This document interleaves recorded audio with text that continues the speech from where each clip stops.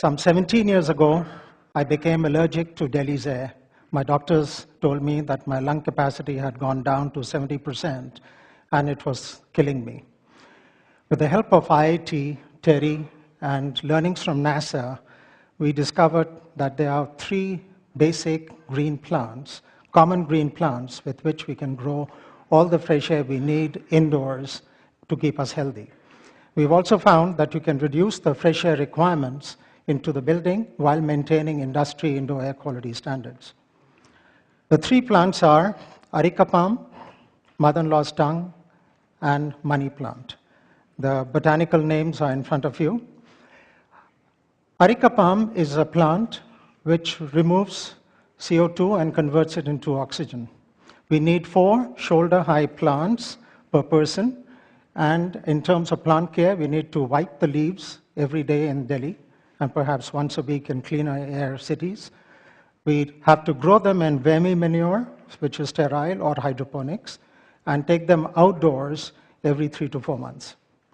The second plant is mother-in-law's tongue, which is again a very common plant, and we call it a bedroom plant because it converts CO2 into oxygen at night. And we need 6 to 8 waist-high plants per person. The third plant is money plant, and this is again a very common plant, preferably grows in hydroponics. And this particular plant removes formaldehydes and other volatile chemicals. With these 3 plants, you can grow all the fresh air you need. In fact, you could be in a bottle with a cap on top, and you would not die at all, and you would not need any fresh air.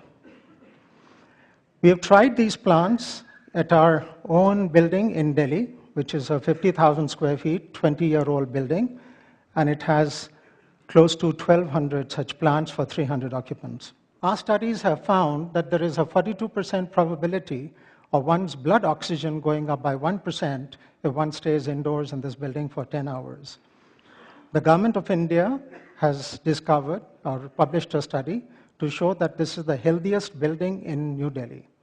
And the studies show that there is compared to other buildings, there is a reduced incidence of eye irritation by 52%, respiratory systems by 34%, headaches by 24%, lung impairment by 12%, and asthma by 9%. And this study has been published on September 8, 2008, and it's available on the Government of India website.